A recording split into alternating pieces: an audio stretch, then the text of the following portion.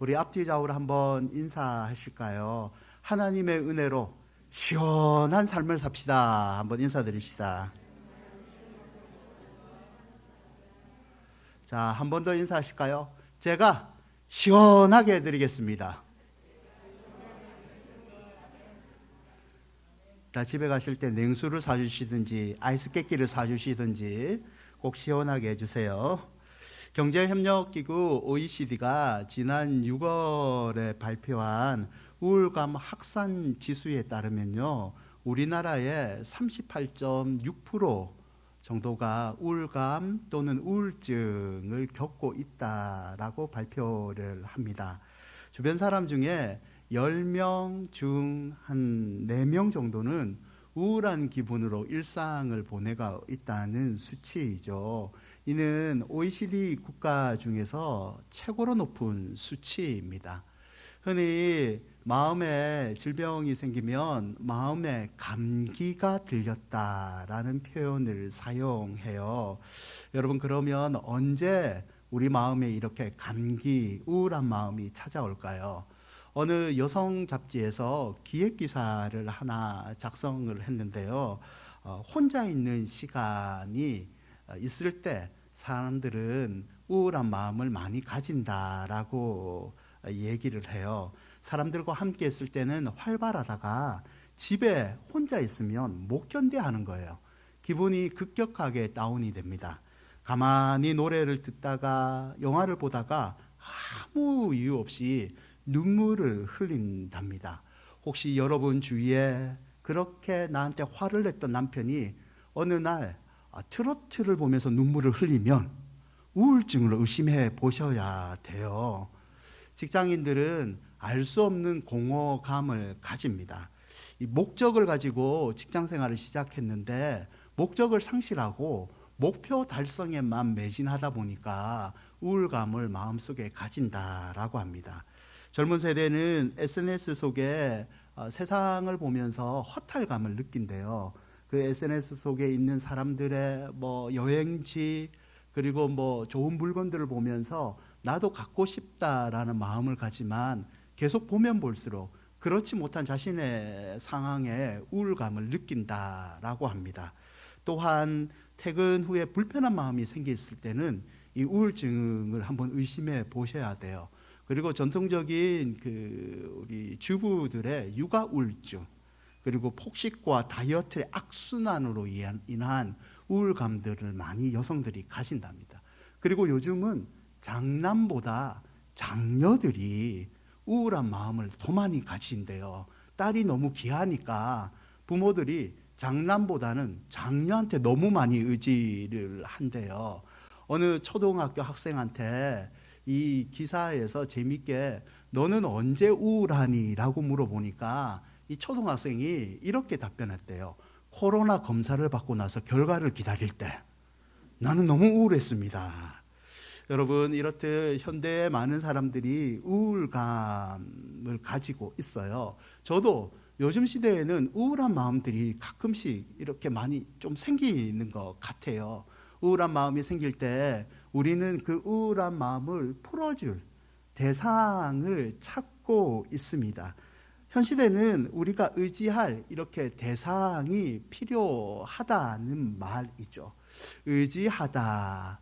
사전적 의미로는 사람이나 사물에 마음을 붙여 도움을 받는다는 뜻이에요. 몸을 기대어 지탱하고 싶은 대상을 말하고 있습니다. 오늘 저와 여러분이 읽은 시편 125편은요, 이스라엘이 외부의 지배를 받았을 때 지은 시라고 학자들은 대부분 이야기하고 있습니다. 평화롭게 지내고 있었어요. 그러던 어느 날 전쟁이 터졌습니다. 전쟁이 터지니까 여러분 생각해 보세요. 불안하잖아요. 마음이 우울하잖아요. 자꾸 불안한 마음이 내 가슴을 쪼여 오잖아요. 모든 것이 다 빼앗기고 내 옆에 있는 사람들이 보이지 않는 전쟁 속에서 사람들은 우울함을 가지게 됩니다. 희망이 없어 보이는 현 시대와 여러분 비슷한 감정이 느껴지지는 않을까요? 어떤 목사님이 신앙인들이 언제 믿음이 흔들리는가 하는 것을 자기가 수십 년 동안 연구해 봤는데 한 세 가지 경우에 성도들이 믿음이 심하게 흔들리고 우울한 마음을 가진다라고 얘기하더라고요. 첫째는 세상이 너무 악할 때 우울한 마음과 믿음이 흔들린답니다. 나 혼자 착하게 살아봤자 무슨 소용이 있느냐. 세상이 다 악한데. 두 번째는 세상이 너무 불공정할 때. 나 혼자 하나님 믿고 성실하게 살아봤자 무슨 소용이 있느냐. 세상이 불공정한데. 그렇지 않은 사람이, 꼼수를 쓰는 사람이 더 잘 되는 세상인데. 세 번째는 나에게 너무 가혹한 시련이 왔을 때 성도들은 우울한 마음과 그 믿음이 흔들린답니다. 여러분, 살다가 어려운 일을 한 번 당하면요, 아니 두 번, 세 번 당하면 대부분은 이렇게 얘기하죠. 괜찮아. 하나님이 이 시련을 통해서 나에게 큰 믿음을 주실 거야. 대부분 다 이렇게 생각합니다. 그리고 찬양을 하죠. 내게 허락하신 시련을 통해 하나님 앞에서 다 이겨낼 수 있습니다. 그러나 이 한 번이 두 번이 되고 세 번이 되고 계속 반복하게 되면 하나님이 나를 버리셨나? 우울함이 이제 내 마음을 지배하게 됩니다. 마음이 확 무너지게 되는 거죠. 오늘 시편 125편은 이런 마음을 가진 성도가 이겨내는 방법을 교훈하고 있습니다. 5절로 구성된 이 시편 125편은요, 크게 세 부분으로 나눌 수 있어요. 첫째는 1절과 3절의 의인의 안전에 대한 시인의 확신입니다. 아무리 어려운 일이 있어도 하나님만 의지하면 우리는 다 이길 수 있다는 믿음의 확신을 1절부터 3절에 이야기하고 있습니다. 두 번째 부분인 4절에서는 시인은 하나님께 기도를 드리고 있습니다. 마지막 부분인 5절에서는 의인이 하나님 아닌 다른 삶을 사는 사람들이 비참한 결과를 겪게 됨을 말해주고 있습니다. 우리 1절인데요. 1절을 다시 한번 보실까요? 1절을 보시면 여호와를 의지하는 자는 시온산이 흔들리지 아니하고 영원히 있음 같도다. 1절에서 저와 여러분이 주목할 단어는 의지, 개역 한글에서는 의뢰라고 번역한 이 의지라는 단어입니다. 자신을 온전히 내어 맡기다, 온전히 내 모든 것을 다 내어서 맡기다라는 뜻이죠. 여러분, 이 단어는 당시에 두 가지 경우에 사용이 되었대요. 그 첫 번째 경우는 활을 당기다라는 의미입니다. 팽팽하게 당긴 활에 장전된 화살을 이야기하고 있습니다. 여러분, 양궁 경기를 보셨잖아요. 우리나라가 이번에도 양궁으로 메달을 많이 땄잖아요. 양궁 경기에 마지막 순간에 보면 선수가 활을 팽팽하게 이렇게 당기게 되어 있어요. 그리고 그 마지막 순간에 제일 중요한 것은 무엇이라고 생각하십니까? 무엇인 것 같아요? 마지막 순간에 활실을 팍팍 당기고 놓는 그 순간에 제일 중요한 것은 의지입니다. 맡기는 겁니다. 바람에, 활에 내 모든 것을 맡기는 게 제일 중요하죠. 선수들에게 가끔씩 인터뷰하면서 물어봐요. 마지막 그 순간에 무엇을 생각했습니까? 기자가 물어보면 들어오는 대답이 금메달이에요. 부모님이요. 이런 답이 나올 것 같은데 의외의 답이 나와요. 아무 생각을 안 했습니다. 마지막 순간에는 그냥 모든 것을 맡겨야 되는 거죠. 본문에 쓰인 의지가 이런 의미를 담고 있습니다. 두 번째 의지는요, 엄마의 품에 안긴 아이의 상태에 사용되는 단어입니다. 여러분, 엄마 품에 안긴 아이는요, 아무것도 중요하지 않아요. 우리 집에 쌀이 떨어졌는지 떨어지지 않았는지, 우리 아버지가 오늘 수염을 깎았는지 깎지 않았는지, 아이에게는 그게 중요하지 않습니다. 돈이 떨어졌는지 돈이 있는지도 중요하지 않습니다. 아기에게 중요한 것은 뭐죠? 내 옆에 엄마가 있으면 됩니다. 엄마만 있으면 상황은 다 끝나는 것 아닙니까? 본문에서 사용된 의지라는 단어가 이 엄마 품에 안긴 아이의 상태를 말할 때 사용되는 단어입니다. 사랑하는 여러분, 우울함이 많은 시대잖아요. 이 우울함의 많은 시대를 돌파하는 방법은 결국 우리가 의지할 대상을 찾아야 된다는 것입니다. 어린아이가 엄마에게 자신의 모든 것을 믿고 맡기듯이 여러분, 우리의 인생을 우리는 누구에게 맡겨야 됩니까? 바로 우리의 부모 대신 하나님인 줄 믿으시기 바랍니다. 여러분, 시편 37편 3절 말씀인데요. 여호와를 의뢰하고 선을 행하라. 땅에 머무는 동안 그의 성실을 먹을거리로 삼을지어다. 시편 37편의 시인도요, 이 125편의 시인과 같이 불의한 세상을 보고 분노를 합니다. 우울한 세상을 보고 너무 낭망을 합니다. 그때 37편의 시인도 이 우울한 마음, 불안한 이 분노를 이길 수 있는 방법은 여호와를 의뢰하는, 여호와를 의지하는 방법밖에 없다라고 고백을 하죠. 유진 피터슨이라는 분이 이 37편 3절을 이렇게 좀 재밌게 번역을 해요. 함께 한번 읽어볼까요? 하나님께 보험을 들고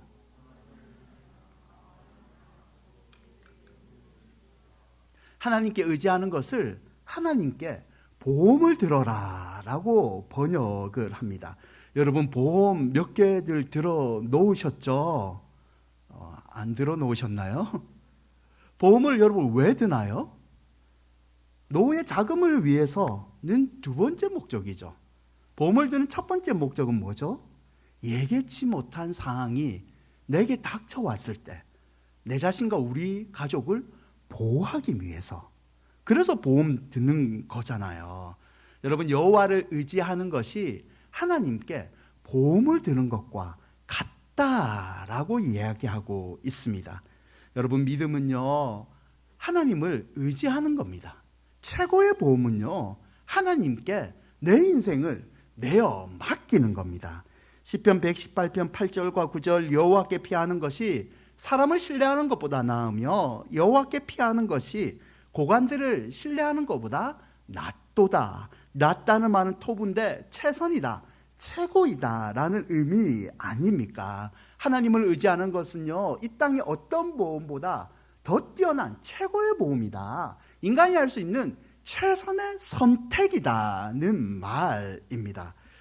1절에 여호와를 의지하는 자는, 여호와께 보험을 든 자는 시온산이 흔들리지 않는 영원함이 있음 같도다.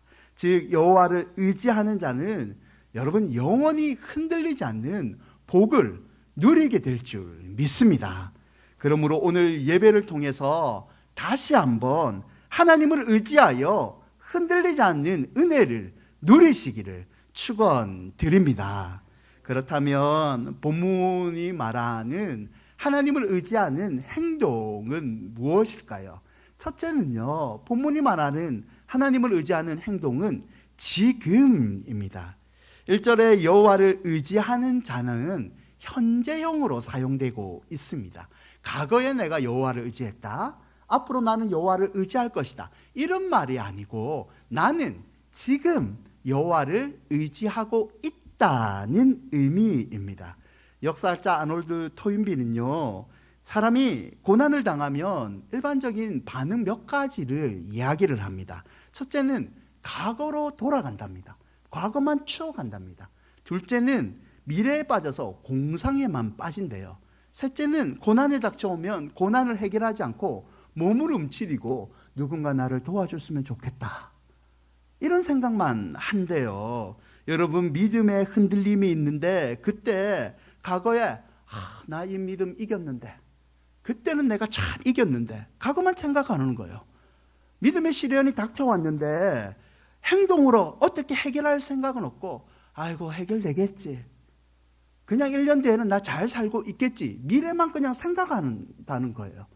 내가 해결해야 되는데, 아이고 우리 권사님이 지금 찾아오면 하나님의 응답일 텐데, 그냥 누군가 나를 도와주기만 바라고 있다는 거예요. 사랑하는 여러분, 그런데 이런 모습이 우리의 모습 아닙니까? 현실적인 모습이잖아요. 성경은요, 이런 모습이 사람의 모습이지만 그때 힘들지만 성도가 취해야 할 태도는 지금 여호와를 의지하라 라고 권면하고 있습니다. 내가 과거에 사업을 크게 했습니다. 내가 아팠는데 과거에 병을 고쳤습니다. 그거는 신앙의 추억이고요, 신앙의 간증이고요, 그것도 중요하지만 지금 하나님 나의 병을 고쳐주십시오, 지금 내 어려움을 하나님 이길 수 있는 힘을 주십시오 라고 하나님께 지금 의지하는 태도가 믿음의 태도라고 오늘 시인은 가르치고 있습니다. 사랑하는 여러분, 과거의 시제가 아니라 미래에 허황된 말이 아니라 지금 여호와를 의지하시기를 바랍니다. 그래야 할 때 시온산이 요동치 않은 것과 같은 축복이 저와 여러분에게 임할 줄 믿습니다. 본문이 말하는 두 번째 여호와를 의지하는 태도는요, 행동은 한결같음입니다. 1절에 이스라엘 백성이 말하는 시온산은요, 이스라엘 민족에게 중요한 개념입니다. 이들은 시온의 백성이라고 얘기하잖아요. 시온산, 눈에 보이는 예루살렘 성전도 얘기하지만 예루살렘 성전에 머무르시는 하나님의 임재를 이야기하고 있습니다. 이스라엘 민족은요, 어느 곳에 있든지 시온산에 계신 하나님께서 자신들을 지켜주신다는 믿음을 갖고 있었습니다. 나라가 잘 되든 나라가 망하는 흩어지는 디아스포라, 어떤 이민 가는 생활을 할지라도 시온산에 계신 하나님은 그런 환경을 다 초월해서 우리를 지켜주시는 분이라는 믿음을 가지고 있었습니다.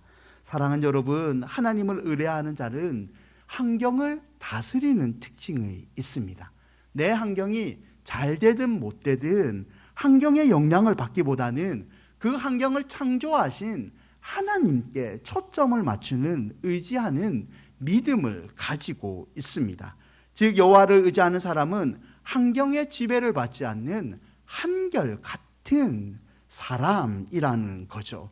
여러분, 주위 환경에 영향을 받는 경우가 많아요. 저도 그런 사람 중에 한 명입니다. 우리는 살다 보면 외적 조건에 더 지배를 많이 받는 것 같습니다. 행복과 불행은 나 자신에게 있는데 나 자신에게 행복과 불행의 조건을 찾는 것이 아니라 다른 사람의 평가, 다른 사람의 말에 의해서 나는 행복한 것이다, 나는 행복하지 않다는 것을 판단하는 것 같아요. 그래서 다른 사람들에게 찾는 사람은 하는 행동이 있어요. 한 가지인데요, 단어 하나로 돼 있는데 이런 사람들은 일이 잘 안 터지면 탓을 합니다. 남 탓. 내 일이 내가 잘못해서 안 된 것인데 남 탓을 하죠. 우리 부모님이 이렇게 안 밀어줬다, 우리 자식들이 나의 노후를 책임지고 있지 않다, 그냥 탓만 하는 겁니다.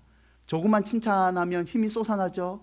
그러나 조금만 수군거리는 조금 싫은 소리를 들으면 절망을 하게 됩니다.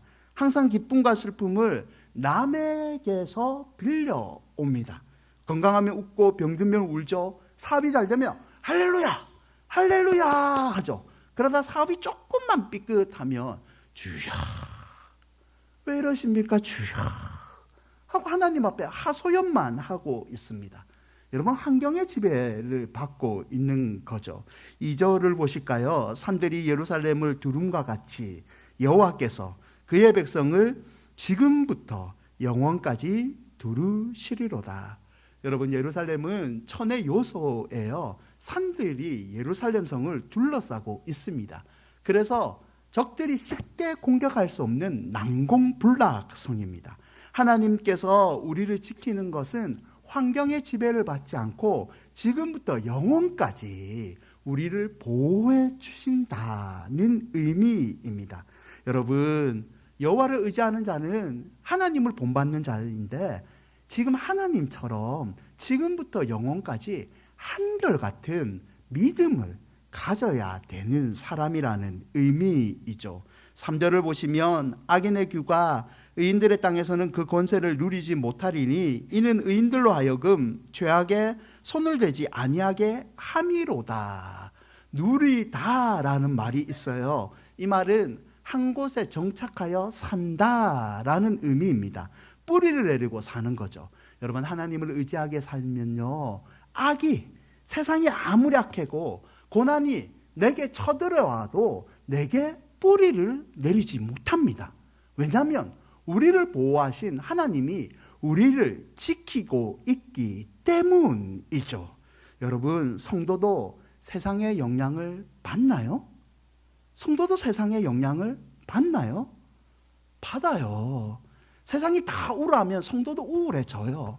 세상이 다 강복절처럼 기쁜 날이면 성도도 다 기쁜 거예요. 성도도 병들면, 사업이 안 되면 염려가 생깁니다. 원망이 생깁니다. 그러나 영향은 받을 수 있지만 하나님을 의지하여 살면 이 세상으로 받은 영향은 잠깐이라는 거죠. 뿌리를 못 내린다는 거죠. 왜냐하면 하나님께서 악의 권세가, 염려가 우리 마음에 뿌리를 내리지 못하도록 막고 계시기 때문입니다. 빌립보서 4장 6절과 7절인데요. 우리 함께 고백할까요? 아무것도 염려하지 말고 다만 모든 일에 기도와 간구로 너희 구할 것을 감사함으로 하나님께 아뢰라. 그리하면 모든 지각에 뛰어난 하나님의 평강이 그리스도 예수 안에서 너희 마음과 생각을 지키시리라. 아멘. 사랑하는 여러분, 악의 권세가요, 결코 세상의 염려가, 우울함이 결코 성도의 삶을 결정하지는 못합니다. 성도의 삶을 결정하는 분은 오직 하나님뿐이라는 것을 잊지 마시기를 바랍니다. 그러므로 한결같은 믿음을 하나님께 드리시기를 바랍니다. 여러분, 우리가 너무 좋아하는 다니엘은요, 포로로 잡혀갔을 때 한결같은 행동을 했잖아요. 다니엘 6장 10절을 보시면 다니엘이 이 조서에 왕의 도장이 찍힌 것을 알고도 자기 집에 돌아가서는 윗방에 올라가 예루살렘을 향한 창문을 여고 전에 하던 대로 하루 3번씩 무릎을 꿇고 기도하며 그의 하나님께 감사하였더라. 전에 하던 대로. 세상이 믿음을 갖지 말라 핍박이 와도 전에 하던 대로 다니엘은 하나님께 무릎 꿇고 기도를 했다는 거죠. 여러분, 전에 하던 대로 신앙생활을 하십시오. 전에 하던 대로 기도하시고, 전에 하던 대로 말씀 읽으시고, 전에 하던 대로 설거지하다가 찬양 들으시고, 전에 하던 대로 예배를 드리시기 바랍니다. 하나님은 이런 한결같은 충성된 사람을 좋아하십니다. 잠언 25장 13절, 충성된 사자는 그를 보낸 이에게 마치 추수날에 얼음 냉수 같아서 능히 그 주인의 마음을 시원케 하느니라. 추수절에 이스라엘 날씨는 무척 더워요. 이때 혈몬살의 눈으로 만든 얼음 냉수를 종이 주인에게 갖다 주면 그 주인이 얼마나 흡족하겠습니까? 충성된 사자는 이와 같이 주인 대신 하나님의 마음을 한없이 시원하게 만드는 사람입니다. 여기서 충성이라는 것은요, 진실하다, 정직하다는 의미예요. 남이 보든 안 보든, 하나님이 인정하든 인정하지 않든 진실된, 한결된 마음으로 하나님께 믿음을 보이는 사람을 충성된 사람이라고 말하고 있는 거죠. 그러므로 사랑하는 여러분, 한결같이 하나님을 의지하시기를 바랍니다. 그리하면 하나님도 한결같은 축복을 저와 여러분에게 내려주실 줄 믿습니다. 마지막 본문이 말하는 하나님을 의지하는 행동 세 번째는요, 듣는 마음입니다. 여러분, 하나님을 의지하면 기도는 자연스러운 행동입니다. 4절인데요. 125편 4절을 함께 읽을까요? 여호와여, 마음이 정직한 자는 마음이 일직선, 고든 자입니다. 하나님과 나 사이에 장애물이 없는 고든 상태, 기도를 할 때 아무 장애물이 없이 하나님만 생각하고 기도하는 그런 상태를 이야기하고 있습니다. 열왕기상 3장 9절에 누가 주의 이 많은 백성을 재판할 수 있사오리까? 듣는 마음을 종에게 주사 주의 백성을 재판하여 선악을 분별하게 하옵소서. 우리가 잘 아는 솔로몬의 기도가 나와 있습니다. 솔로몬이 하나님께 1,000번제를 드려요. 하나님이 너무 기쁜 거예요. 솔로몬아, 네가 원하는 것이 무엇이냐? 다 말해봐. 내가 다 들어줄게 라고 하나님이 솔로몬에게 이야기합니다. 그때 솔로몬의 이 9절의 말씀처럼 하나님께, 하나님 나 듣는 마음을 주십시오. 하나님 음성 잘 듣고 백성의 소리 잘 듣는 이 듣는 마음을 주세요 라고 기도합니다. 하나님이 응답을 하시는데요, 열왕기상 3장 11절에 내가 내 말대로 하여 내게 지혜롭고 총명한 마음을 주노니 내 앞에도 너와 같은 자가 없었거니와 내 뒤에도 너와 같은 자가 일어남이 없으리라. 솔로몬은 듣는 마음을 기도했더만 하나님께서는 지혜를 선물로 주십니다. 앞에도 뒤에도 너와 같이 지혜로운 자는 없을 것이다 라고 지혜의 축복을 주신 거죠. 여러분, 위대한 지혜는요, 듣는 것부터 시작됩니다. 하나님께 얻는 신앙의 지혜는요, 하나님께 드리는 기도, 이 듣는 마음에서 시작된다는 거죠. 기독교 영성의 거장인 헨리 나우엘이 있어요. 헨리 나우엘이 했던 재밌는 말 가운데 하나가 예수님은 온몸이 기었다라는 말을 해요. 예수님은 온몸이 기었다. 공생애 동안 예수님은 하나님의 음성을 들었고, 공생애 동안 예수님은 연약한 백성의 부르짖는 소리에 늘 귀를 기울이고 들으셨다는 거죠. 그러므로 사랑하는 여러분, 하나님을 의지하는 자가 되기 위해서는요, 이 듣는 마음, 기도에 몸부림을 치시기를 바랍니다. 기도의 몸부림을 가지고 하나님의 음성을 들으면 하나님께서 이 우울한 세상을 이길 수 있는 힘을 저와 여러분에게 내려주실 줄 믿습니다. 말씀을 맺고자 합니다. 여러분, 도쿄올림픽이 끝났잖아요. 도쿄올림픽에 미국의 기대주가 한 명 있었어요. 금메달 6개를 딸 거라고 기대를 받던 체조 선수가 한 명 있었습니다. 사진 보여주세요. 시온 바일스라는 자매예요. 이 자매가 충분히 세계 최고였기 때문에 6개의 금메달을 미국에 갖다 줄 거라고 사람들은 기대를 했대요. 미국 사람들 영웅 좋아하잖아요. 그런데 기대와 달리 이 시온 바일스가요, 27일 날 정신적인 압박을 이유로 시합을 포기합니다. 시합에 아예 나가지가 않아요. 그러면 사람들이 완전 분노하죠. 저런 사람은 귀국시켜서는 안 된다. 그런데요, 예상과 달리요, 미국의 언론들이 이 시온 바일스의 포기한 용기를 지지하는 언론들이 형성이 됐대요. 바일스의 포기를 나약함보다는 자기 자신을 위한 현명한 선택이었다라고 얘기를 한답니다. MZ세대가 이렇게 솔직하게 자기 자신을 얘기하거든요. 경기 전날인 25일 날 인스타그램에서 바일스는 이런 말을 남깁니다. 때때로 어깨에 온 세상의 짐을 지는 것처럼 느껴진다. 가끔 너무 힘들다. 그리고 경기 끝난 후에는 한마디 글을 더 남깁니다. 나는 떨기만 했다. 우리도 인간이기 때문에 그냥 나가서 세상이 우리에게 원하는 것을 하기보다 우리 마음과 몸을 보호했어야 했다. 바일스는 트위스트스라는 현상을 겪었다고 해요. 이 현상은 CNN에 의하면 기계체조 선수가 트위스트, 공중에서 몸을 꼬우는 기술이 있잖아요. 이 기술을 할 수 없는 상태라는 의미입니다. 공중에서 공간감을 느끼지 못하는 것처럼 뇌가 원하는 대로 신체를 통제할 수 없는 상태, 그리고 이게 심각하면 부상을 당하고 원인 알 수 없는 그런 심각한 병에 이를 수 있답니다. 여러분, 바일스가 이런 고백을 했을 때요, 미국의 여러 여론들이 정신적인 문제를 솔직하게 고백한 바일스를 옹호합니다. 미국의 체조협회는 그녀의 결정은 전폭적으로 옳다라고 지지를 합니다. 후원사가 있었는데 비자와 애슐레타는요, 최고가 된다는 것은 자신을 돌볼 줄 아는 것이다 라고 지지를 해요. 드루 베리모아라는 영화 배우는 인스타그램에서 가끔은 나를 위해 멈춰야 할 때가 있다, 또 아니라고 말해야 할 것 같은 때가 있는데 그 때가 바로 바일스와 같은 용기가 필요할 때이다 라고 지지를 합니다. 여러분, 혼자 살아가기 정말 힘드시죠? 너무 힘들 때가 있어요. 그럴 때 여러분, 숨기지 마시고 원망하지 마시고 힘들면 힘들다고 말하시기 바랍니다.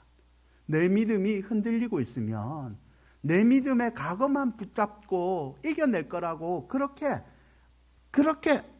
내 믿음을 더 쪼우지 마시고 하나님 앞에 나아가 하나님, 나 힘듭니다 라고 솔직하게 고백을 해 보십시오. 또한 힘든 우리에게는요, 내 편이 필요합니다. 내 편. 힘들을 때는 내 편이 진짜 필요하잖아요. 여러분, 성도의 영원한 내 편은 누굽니까? 성도의 영원한 내 편은 하나님이십니다. 의지하다는 말의 또 다른 의미는요, 희망을 걸다라는 뜻이 있어요. 하나님께 희망을 건다는 것이 하나님을 의지하는 뜻입니다. 사랑하는 여러분, 우리가 하나님을 의지하기만 하면 하나님도 우리에게 희망이 되어 주실 줄 믿습니다.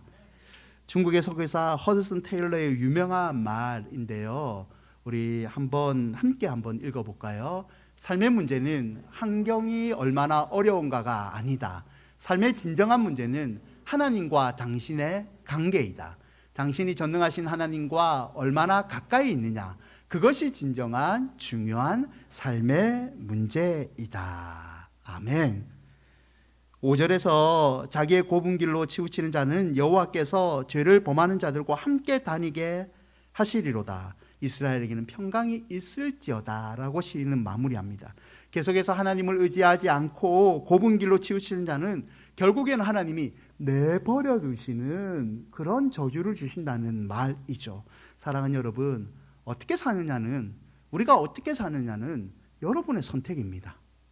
5절의 말씀처럼 하나님을 멀리 떠나 계속적으로 치우치게 행하고 죄악의 길을 걷는다면요, 종국에는 하나님께서 여러분을 버려두십니다. 그냥 포기해 버리십니다.